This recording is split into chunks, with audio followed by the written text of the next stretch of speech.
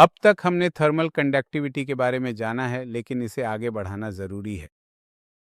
और यह ऊष्मा के संचरण से जुड़े कई महत्वपूर्ण संबंध स्थापित करने वाला है, जैसे थर्मल रेजिस्टेंस, इंटरफ़ेस का तापमान और कंडक्टरों का श्रेणीक्रम, सीरीज़ और समांतर पैरेलल संयोजन। तो ये सभी चीज़ें हम थर्मल कंडक्टिविटी के संदर्भ में निकालने और समझने वाले हैं। आपको यह ज़रूर पता होना चाहिए कि थर्मल करंट क्या है। यह ऊष्मा के प्रवाह की दर है। इसे जूल प्रति सेकंड कहा जा सकता है और आपको याद रखना चाहिए कि इसे वॉट भी लिखा जा सकता है। अतः वॉट भी तापीय धारा की इकाई है। सामान्यतः हम इसे यांत्रिक शक्ति की इकाई कहते हैं, लेकिन आप तापीय धारा को वॉट के संदर्भ में भी माप सकते हैं। आप यह संबंध देखते हैं Q बराबर के ए डेल्टा थीटा टी एल पर। Q को T से आप H कह सकते हैं।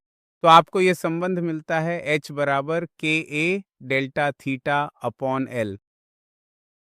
यह तापमान का अंतर है और यह दूरी है। मान लीजिए यह चालक का भाग है और यह दूरी डेल्टा एल है।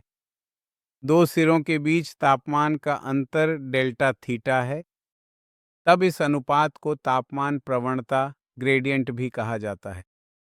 यानी यह प्रति इकाई लंबाई तापमान का अंतर है। तापमान प्रवणता delta theta upon delta L है। इसे ग्रेडियंट कहा जाता है।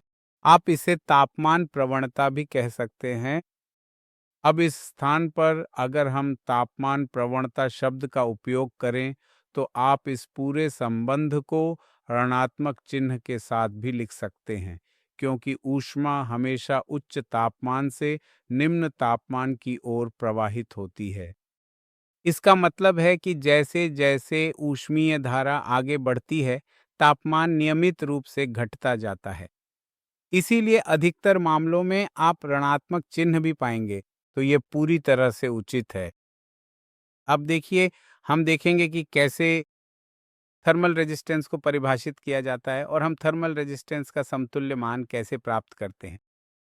मान लीजिए यह विद्युत प्रतिरोध है, तो उस स्थिति में आप जानते हैं कि यह संबंध रो एल बटा ए है, या आप इसे एल बटा सिग्मा ए भी कह सकते हैं।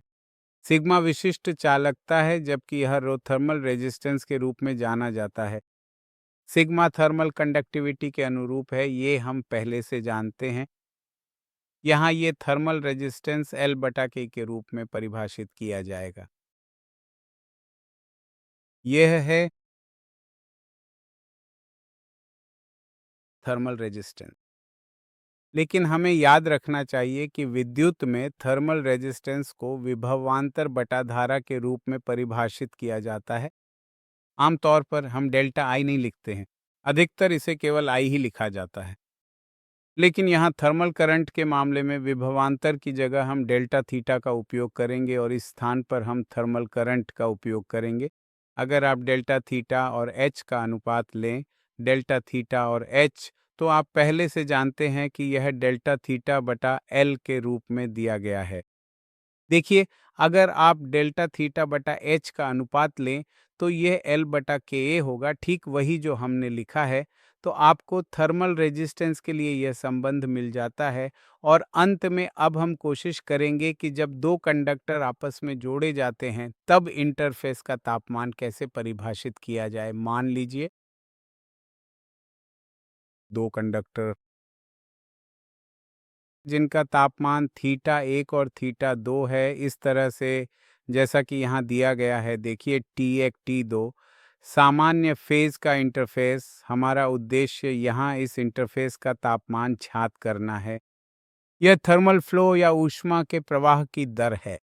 यहाँ भी H1 और H2 थर्मल करंट को दर्शा रहे हैं, आप कह सकते हैं, और उनकी लंबाई L1 L2 है। क्योंकि स्थिर अवस्था में आप देखेंगे कि ऊष्मा के प्रवाह की दर हमेशा बराबर रहने वाली है।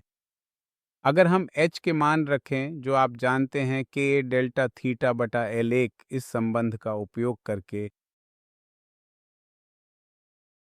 चूंकि इन्हें श्रेणी संयोजन सीरीज कॉम्बिनेशन में उपयोग किया गया है, इसलिए क्षेत्रफल एरिया अनिवार्य रूप से बराबर होगा।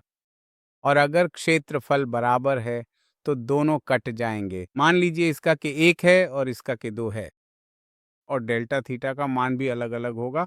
ये थीटा एक माइनस थीटा है, यहाँ ये थीटा माइनस थीटा 2 होगा। अगर आप इसे हल करेंगे तो आपको इंटरफ़ेस के तापमान का अंतिम मान मिल जाएगा। इसे k थीटा बटा L थीटा के रूप में लिखा जा सकता है, या आप यहाँ T भी कह सकते हैं, बटा सिग्मा k बटा L।